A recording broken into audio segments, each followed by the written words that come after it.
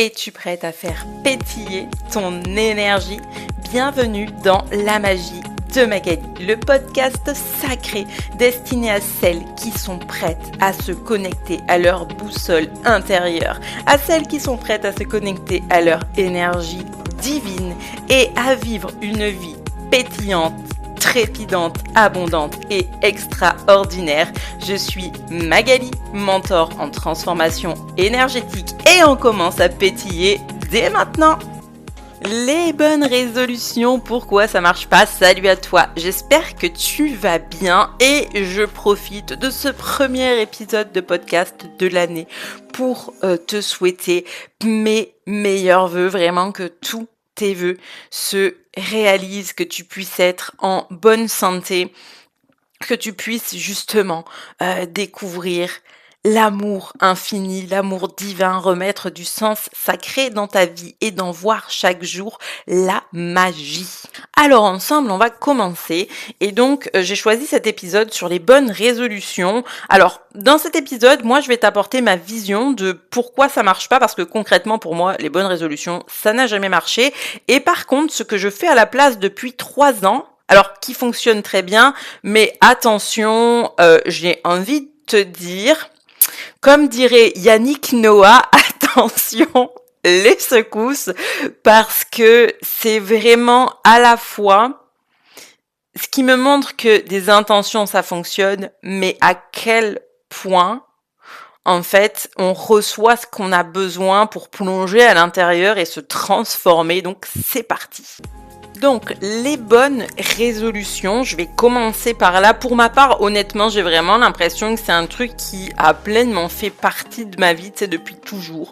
J'entendais un peu mes parents et ma famille dire « Alors, c'est quoi ces bonnes résolutions là pour le mois de janvier ?» Et la vérité, c'est qu'une chose que je remarque maintenant que je prends du recul, que j'ai fait du chemin, c'est que toutes les bonnes résolutions que pour ma part, j'ai pu prendre, je parle vraiment à partir de mon vécu, ma vérité. Ça peut bien sûr être différent pour toi, mais n'hésite pas à le partager évidemment.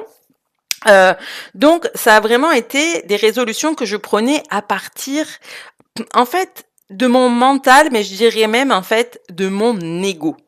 Donc pour l'explication, moi aussi loin que je me souvienne vraiment avant que je commence à entamer ce travail sur moi, j'avais vraiment du mal en fait avec moi-même, je me sentais pas bien dans mon corps, pas bien dans ma vie, j'avais toujours l'impression d'être moins bien que les autres, de devoir comme de toujours rétablir un truc. Alors en fait, quand je posais des bonnes résolutions, je les posais comme pour rétablir un problème.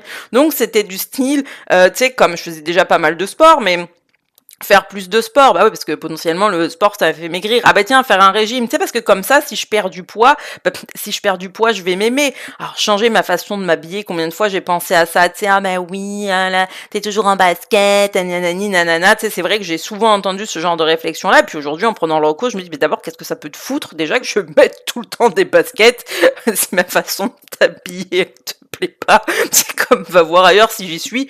Mon mec me kiffe comme je suis, donc moi la vie de Ginette, si tu veux, je m'en tamponne le coquillard. Bref, mais à l'époque, mon chéri n'étant pas dans ma vie, voilà, je nourrissais ces croyances, en fait, quelque part des projections qu'on mettait sur moi, que peut-être il fallait que je mette des jupes ou des robes ou des talons, alors que déjà j'ai l'impression d'être un éléphant dans un magasin de porcelaine. Bref, donc me voilà avec des résolutions que je prenais sur un plan de l'ego parce que je me disais que peut-être je me sentirais mieux, que je m'aimerais plus que X, Y, Z, mais alors qu'en fait pas du tout.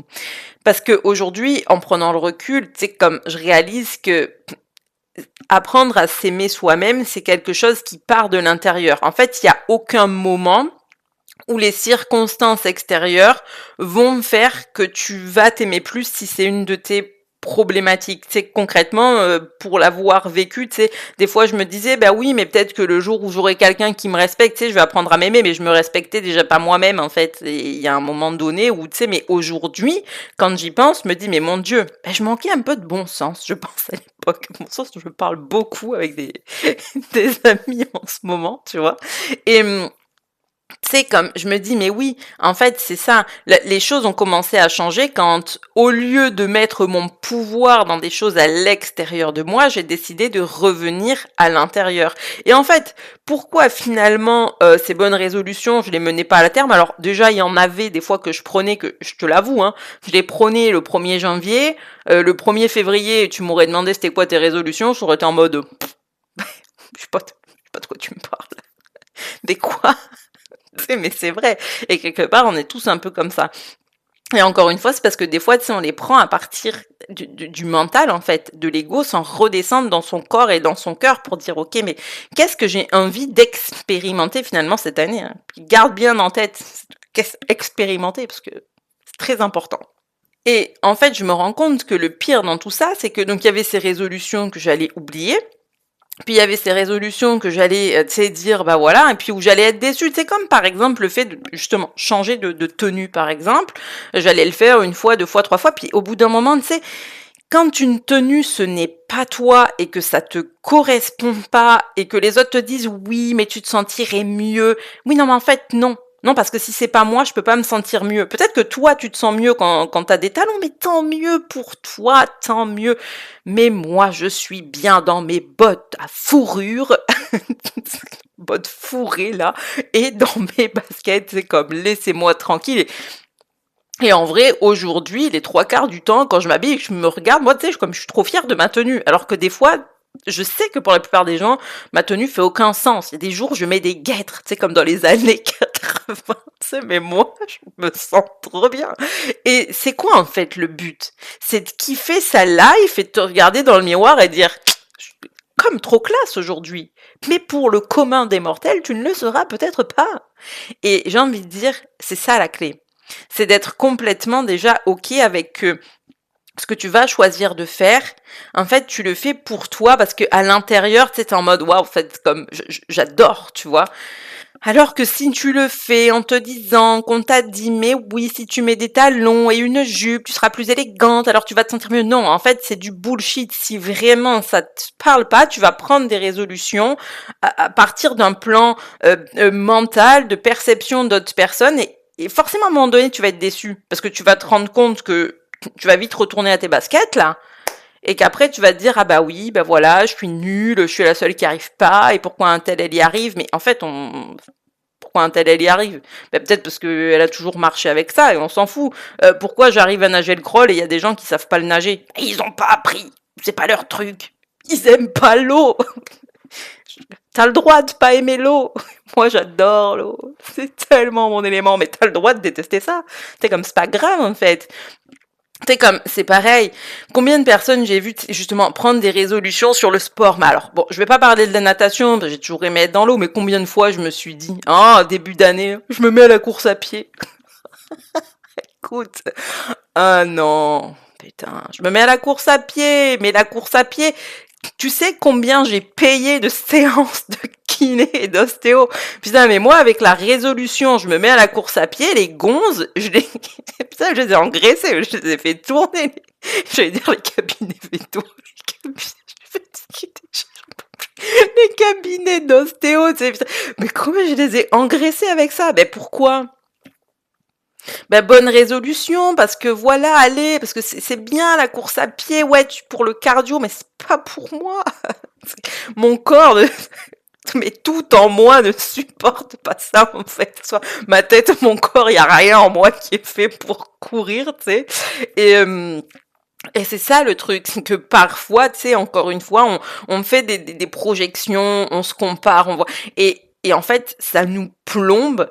Ah bah j'ai envie de dire complètement. Et encore une fois, hein, après tu finis par arrêter, tu dis putain mais c'est quoi mon problème? Pourquoi je suis la seule à pas y arriver?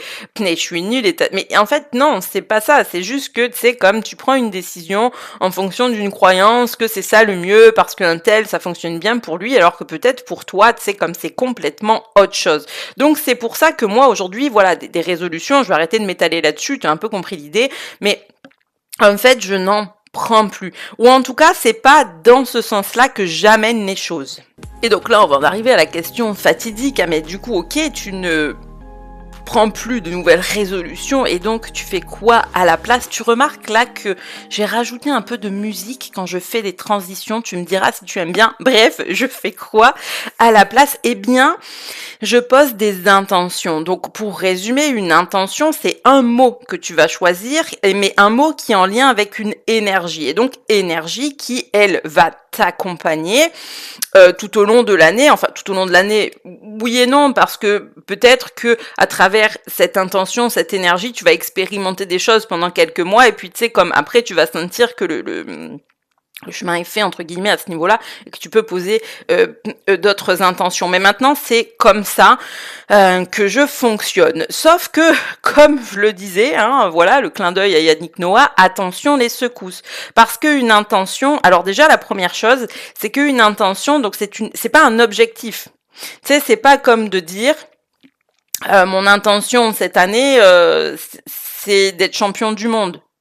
Non, ça c'est un objectif. Tu vois, une intention, je vais te donner un exemple. Alors, pour commencer, parce que déjà, en termes d'objectif, ça m'est arrivé en fait, d'avoir une intention qui était plus un objectif, et ça je me rappelle que c'était fin 2023 et début 2024, et je demandais en fait, entre guillemets, l'expansion pour mon entreprise et l'expansion dans le sens financier. Sauf que il faut savoir une chose qui est importante, c'est que l'univers ne va pas t'envoyer ce que tu désires ou ce que tu demandes, mais il va t'envoyer les choses que tu as besoin d'expérimenter, de nettoyer, de guérir pour pouvoir par la suite, justement, aller vers, justement, El Famoso expansion. Je vais commencer par là. Donc, à cette époque-là, je pose cette intention, etc. Mais ce que j'ai expérimenté en 2024, ça n'a pas vraiment été l'expansion financière. Au contraire, je suis passée par vraiment des phases où il y avait cette vibration de manque, etc. Et où vraiment j'avais l'impression que des fois c'était de pire en pire. J'ai même à un moment donné cru que j'allais devoir, voilà, en fait, comme tout arrêter et passer à autre chose, en fait, jusqu'à ce que j'ai le déclic, en fait, de comprendre que c'était pas contre moi, mais c'était pour m'amener sur un chemin, que j'avais encore des choses à comprendre, que j'avais besoin de passer par ce process de manque pour pouvoir réaliser, en fait, que quelque part, tout était déjà là, que je ne manquais de rien. Et ça m'a aussi invité à oser exprimer ce que je ressentais, à oser demander de l'aide à certaines personnes vraiment très très proches, parce qu'aujourd'hui quand je demande de l'aide, je le fais avec beaucoup de conscience. Moi, demander de l'aide à des gens,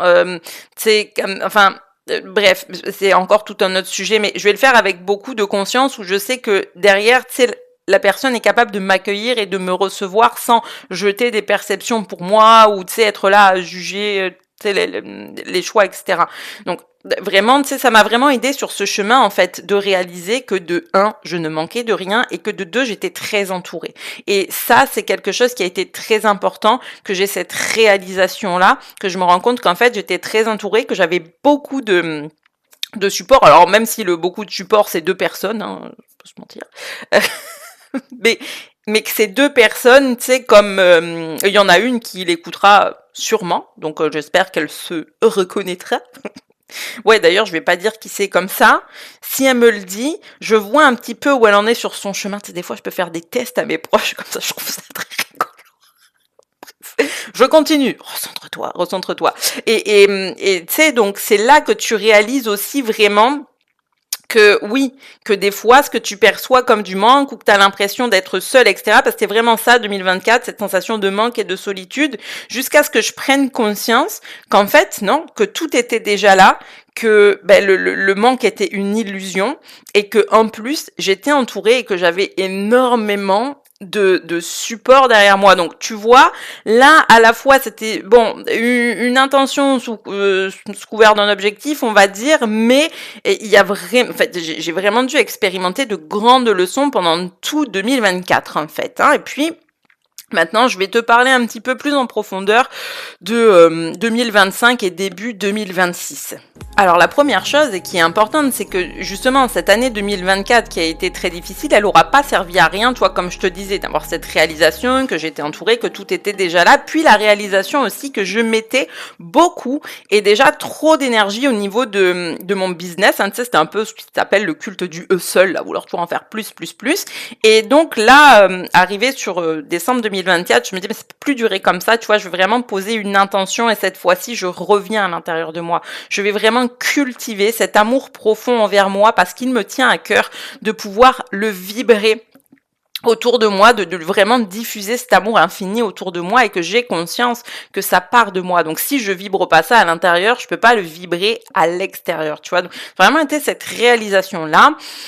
Et donc je me dis voilà. Alors, en fait pour moi c'est pas je me dis. Et tu vois c'est ça la différence entre des des résolutions mentales et le jour où je me suis posée, tu sais, ce jour-là je me rappelle, je fais mon rituel du matin, je m'assois et je me dis ok, l'intention, le mot, l'énergie qui va m'accompagner pour 2025 et tu sais j'étais comme montre-moi. Mais quand je dis montre-moi, c'est à mon corps, à mon intuition, à mon âme, à plus grand que moi, tu sais, comme l'univers, Dieu, la source, bref. Montre-moi. Et là, c'est le mot amour. C'est le mot amour et je comprends que des fois, les gens, quand tu dis le mot amour, ils croient que c'est que tu veux une nouvelle relation ou ça va pas dans ta relation, mais c'est pas ça du tout. C'est le mot amour, c'est la vibration divine. C'est comme pour moi, c'est cet amour divin qui a là-haut cette énergie divine qu'on a en nous à travers notre âme et qu'on a tendance à oublier. Donc une invitation à plonger dans les profondeurs pour aller cultiver cet amour à l'intérieur de moi, puis le vibrer à l'extérieur. Et alors là, je te le dis, parce que encore une fois, on se dit, ah bah ouais, mais quelle chouette intention, géniale, je vais peut-être la prendre parce que ça a l'air sur le papier. Mais sur le papier, ça a l'air top. Alors, dans les faits... Dans les faits, 2025 m'invite quand même à soigner de blessures, blessures d'abandon, blessures de rejet. Ben ouais, comment expérimenter cet amour de soi si tu restes avec des blessures Donc effectivement, il y a eu ce chemin qui a eu besoin de se faire et honnêtement, moi je dis toujours que l'univers est très farceur et il y a plein de fois des choses qui nous arrivent dans notre enfance qu'on peut mettre de côté et ça c'était une des choses que j'avais racontées à travers mes ressentis par rapport à Ayrton Senna puisque je veux dire, je suis pas là pour raconter l'histoire d'Ayrton Senna déjà parce que je ne l'ai pas connu personnellement et puis qu'il n'est plus là, mais c'est comment moi je percevais les choses étant petite. Je veux dire, c'est pas, je veux dire, mon enfant intérieur était c'était même plus admiration le mot, tu sais, comme pour moi, tu parlais pas d'Ayrton Senna, tu dis pas son nom, tu dis pas du mal de lui, tu sais, tu vénères et puis tu vénères et puis c'est tout. Et mais en fait, ce qui est marrant, c'est que il y a eu ça toute mon enfance et après mon père m'a dit mais tu sais, tu t'en rappelles peut-être pas, mais après son décès, tous les 1er mai, on avait un drapeau du Brésil à la maison en hommage et tous les 1er mai, mes parents devaient mettre le drapeau du Brésil accroché au balcon, c'est te dire c'était un peu le niveau de folie de la gonze, puis mes parents le faisaient, tu vois. Et donc apparemment ça durait pas mal de temps quand même. Puis en fait, pour moi, il y a comme un gap. En fait, il y a un gap où il y a un moment où je dirais pas que je l'ai oublié parce que tu m'aurais dit son nom, je savais très bien qui c'était. Mais tu sais, comme une partie de toi qui enferme quelque chose dans une boîte. Ben forcément, parce que la blessure d'abandon, en fait, elle était là pour moi, son départ, ça avait vraiment été un électrochoc petite. Et donc, le corps, le système nerveux peut enfermer certaines choses traumatisantes. Donc tu vois, il y a eu ça à travers lui. Après, la blessure de rejet, elle est venue mettre en lumière des choses, comment j'ai pu me ressentir à l'école, puis aussi en lien avec des vies antérieures, tu sais. Et encore une fois,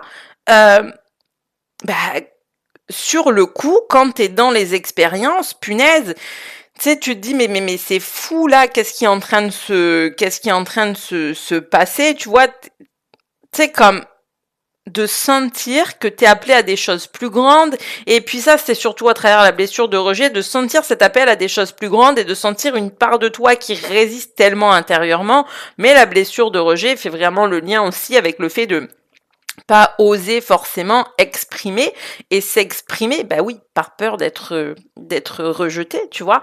Et ouais, et en vrai 2025 a été pour moi en fait une très belle année. Je peux pas dire le contraire.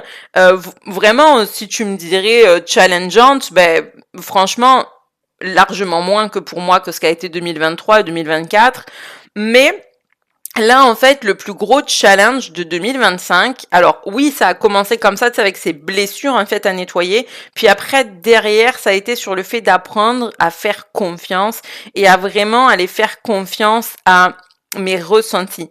Parce que finalement, tu vois, toute cette histoire qui était ressortie un peu la boîte de Pandore avec ce documentaire sur Ayrton Senna, en fait, ça a ouvert des portes. Et je pense que pour moi, c'est pour ça aussi que c'est resté cantonné pendant plus d'une trentaine d'années.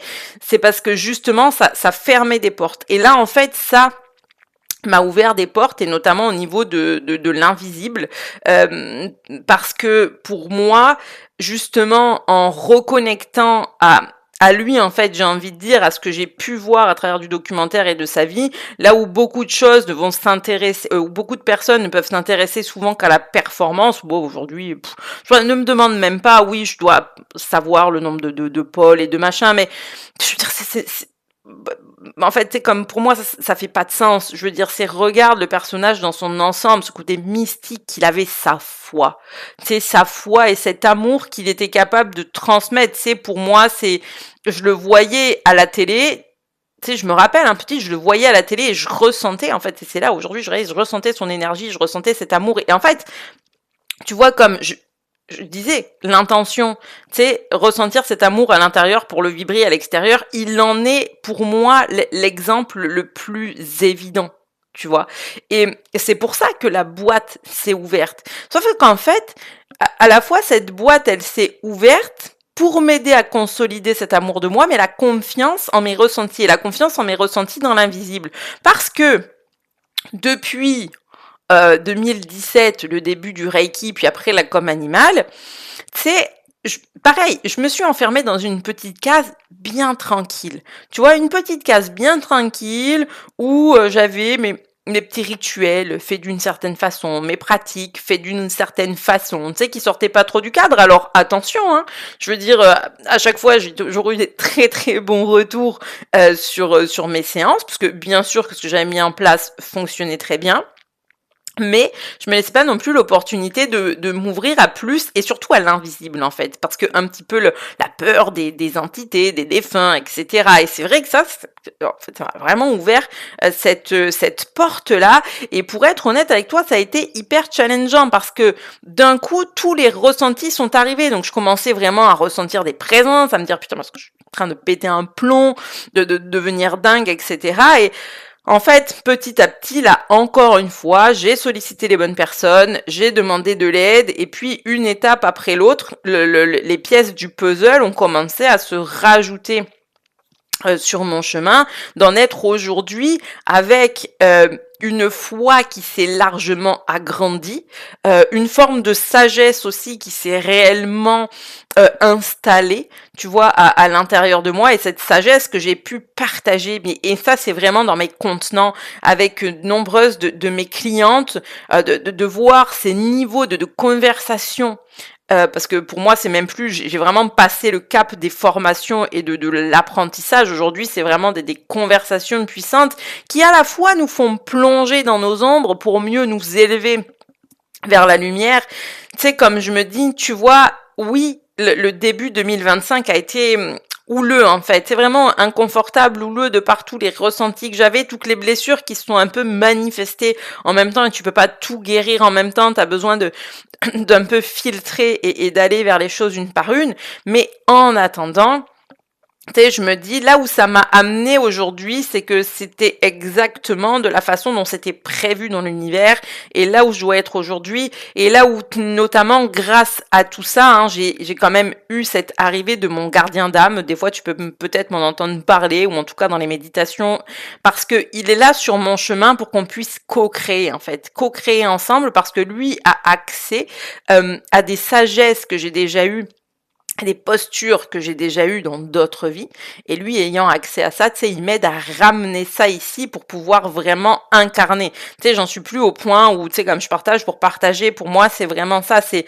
l'incarner dans la matière, mais permettre à d'autres personnes d'incarner aussi. Tu sais, comme aujourd'hui, tu voudrais qu'on ait une discussion intellectuelle sur des concepts spirituels, moi, avoir des discussions comme ça avec des gens qui sont capables de te faire une thèse écrite sur le lâcher-prise, par exemple, c'est un thème qui revient beaucoup, mais qui n'essaye pas d'en incarner les trucs et qui continuent de tout contrôler parce que c'est plus facile pour eux, ben non, en fait, j'ai pas envie d'avoir la discussion. Ça me sert à quoi?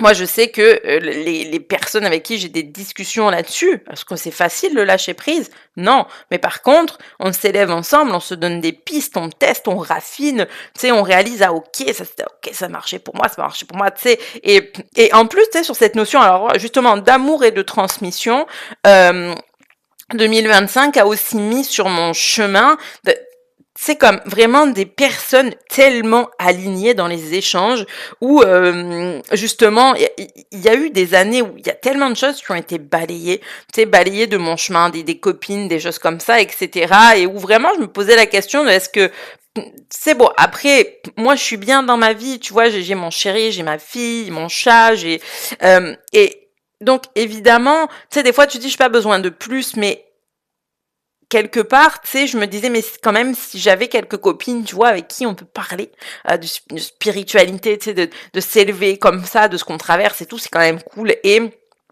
l'univers, effectivement, m'a mis des personnes aussi comme ça sur mon chemin. Et j'en suis tellement en gratitude. Et c'est là, tu vois, que tu te rends compte par euh, une intention, bien sûr qu'il y a des challenges qui vont avec parce que on a toujours besoin de plonger dans nos ombres pour nettoyer, pour mieux accéder à notre lumière. Dans l'univers, l'ombre et la lumière coexistent. Il y a nous sur Terre avec notre ego, notre mental, notre rationnel qu'on veut tout compartimenter. Mais l'univers ne compartimente pas, tout peut coexister ensemble et une ombre, c'est toujours une invitation à aller visiter quelque chose pour mieux le transmuter vraiment par la suite. Donc voilà un petit peu pour 2025 et puis pour finir, parce qu'on est déjà à peu près à 26 minutes, ce qui est quand même pas mal, mais juste pour te montrer que avec une intention, les choses se débloquent aussi très vite. Je veux dire, là, 2026 vient à peine de commencer. Mon intention, je l'avais déjà posée vers... ouais, fin novembre, début décembre, j'avais le mot souveraineté. En fait, le mot souveraineté a commencé à venir à moi en août, au moment de mes 40 ans. Et je sentais qu'il y avait une résonance toute particulière. Et plus j'ai avancé, plus il a pris du sens. Et là, je me suis dit, ok, souveraineté, c'est toi. C'est toi mon intention pour 2026. Alors pour moi, la souveraineté, c'est quoi? La souveraineté énergétique, hein, pour moi, c'est cette capacité déjà à rester stable, à rester ancré même dans le chaos, à toujours prendre ce coup de ok, les choses s'accélèrent, mon mental s'agite, je suis humaine, c'est normal qu'il s'agite, mais je me recentre, je me remets dans ma bulle, je souffle et j'écoute mon corps, j'écoute ma guidance intérieure. Et pour être honnête, pour être très franche, depuis que j'ai posé cette intention, il y a vraiment beaucoup de choses en mouvement, ce que je suis en train de vivre en ce début d'année, je sais que ça va amener sur des gros changements. Et il y a une part de moi qui a envie d'aller très vite, et pourtant ce qu'on me demande c'est ralentir, et il y a une part de moi qui a très peur et qui vit des résistances et qui peut-être aimerait rester où elle est. Et tu vois, c'est justement ça qui est intéressant parce que justement, toutes ces choses que je vis en ce moment intérieurement sont à chaque fois une invitation à recultiver et à revenir en fait dans cette souveraineté énergétique et intérieure. Donc pour moi c'est très intéressant de voir à quel point tu sais comme et ça fait 2 ans de suite que vraiment tu sais il y a une grosse intention parce que sur les années précédentes ça allait plutôt crescendo pour les leçons, mais où là c'est vraiment je pose l'intention et l'univers ouvre la vanne en mode allez tiens tiens, vas-y avec ça. Alors après, je sais que des fois, tu peux avoir un peu l'impression que c'est démerde-toi. En fait, c'est complètement faux. En fait, c'est ça. Tu vois, c'est aussi ça, c'est que les choses se sont mises dans le timing parfait. Parce que 2025, avec cette intention qui m'a ouvert les portes de l'invisible, m'a aussi permis de consolider. De consolider ma foi. Quand je te disais, ce qui me marque le plus quand je regarde vraiment sur Ayrton Senna, pour moi, c'est sa foi. C'est comme c'est sa foi, c'est cette capacité à décider de prendre soin de lui, de comprendre ses émotions, ce qu'il ressentait à travers son corps, etc. Alors que tous les autres, ils se disaient, non, bah il est taré, c'est n'importe quoi. Ben, alors en attendant, ça lui a bien servi. Et si tu regardes encore aujourd'hui, en fait, tout revient du fait de se comprendre et de plonger à l'intérieur de soi. Il était juste très en avance sur sa génération. Mais en fait, ces portes-là m'ont permis de consolider ma foi. Et aujourd'hui, le mot souveraineté, moi, je serais honnête avec toi, si tu te dis, ah ouais, ça me parle, ce qu'elle partage sur la souveraineté, attention, ne le pose pas de façon mentale parce que ça a l'air intéressant. Fais-le parce que tu es prête à en vivre les challenges. Et honnêtement, pour moi, je me rends compte que le plus important sur 2025, c'est que tout m'a amené à bâtir une confiance solide en mes ressentis dans l'invisible et tout m'a amené à bâtir des relations solides et surtout des relations de co-création, même si c'est encore en cours, avec mes guides et avec mon gardien d'âme. Parce que aujourd'hui, justement, quand c'est le chaos et que ça prend le dessus dans ma bamboche, là, je me pose et je reviens à ma guidance intérieure. Et ok, on me demande de ralentir, alors vas-y, je souffle, j'accepte, je lâche prise, etc. Mais ça, ce chemin dont je suis en train de te parler là, je te le dis honnêtement, tu m'aurais mis ça en 2024 ou début 2025, ça aurait été très compliqué parce que j'avais pas fait tout ce travail de nettoyage, tu vois, de nettoyage intérieur, de plonger à l'intérieur de moi pour en fait consolider ma foi et consolider mes racines. Et donc là, la souveraineté fait du sens parce que je sais qu'avec une intention comme ça, il y a forcément des moments où je vais vivre le chaos. Et le chaos, là, sur les premiers jours de janvier, crois-moi, la première semaine, ma tête a failli exploser tellement j'ai l'impression que c'était le chaos, qu'il y a même des moments, j'étais tellement fâchée après l'univers, des séances que je peux faire avec les animaux, parce que il y a vraiment des séances très délicates, des accompagnements de fin de vie en ce moment, qui sont très délicats et où j'étais vraiment très fâchée de pourquoi, en fait, pourquoi il y a des fois faire vivre tant de souffrance à des animaux, à des enfants, etc. Tu vois, donc tu sais, quand même un peu fâchée. Et je sais que, tu vois, à ce moment où j'étais fâchée, à un moment, je m'en suis remis à mes guides et tu sais, comme j'étais vraiment en mode, mais pourquoi en fait, expliquez-moi. C'est comme montrez-moi la voie de la sagesse. Tu sais, comme aujourd'hui, j'ai cet ancrage qui fait que oui, j'ai conscience qu'être humaine, c'est parfois être fâché après certaines personnes, après l'univers, etc. Mais que on peut s'en remettre à sa foi et à la voie de la sagesse parce que les deux peuvent comme coexister, tu vois. Mais vraiment, pour moi, je te dirais, s'il y a des fois, tu dis, voilà, je sais pas par où commencer, etc. Cultive ta foi. C'est quoi ce en quoi tu crois? Je veux dire, tes guides, Dieu, l'univers, Ayrton Senna. Mais je dis ça en rigolant, mais comme ça m'est arrivé dans certains épisodes de podcast, de dire si Dieu ça te parle pas, que t'as envie de l'appeler Jean-Jacques, appelle-le Jean-Jacques.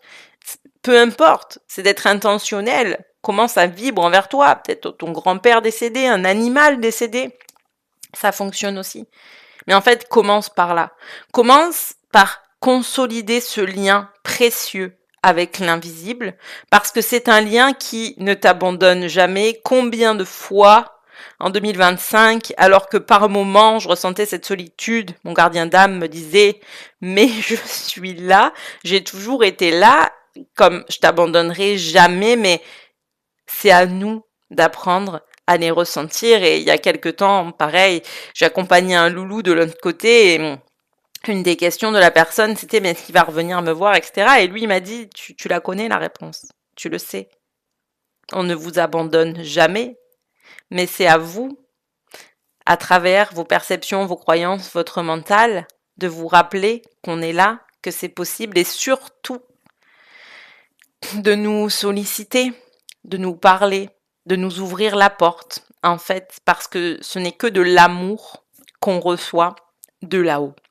Donc, sur ces belles paroles, je te laisse là. J'espère que cet épisode t'aura plu, t'aura apporté de la valeur, de l'énergie, ma vibe à la fois très ancrée et très drôle. Je me trouve assez drôle, j'espère que toi aussi. Mais bon, bref, sur ce, Je te souhaite une très belle journée, une très belle semaine. N'hésite pas à me faire tes retours sur cet épisode. Qu'est-ce qui t'a parlé? Comment toi tu ressens et perçois les choses. N'hésite pas à liker cet épisode, à le partager à d'autres personnes si ça t'a parlé, parce que si ça te parle à toi, ça peut parler à d'autres. Et le but, ce sera toujours qu'on avance ensemble, en fait, parce que c'est ça, le chemin n'est pas fait pour être fait tout seul. Et je te dis à très bientôt.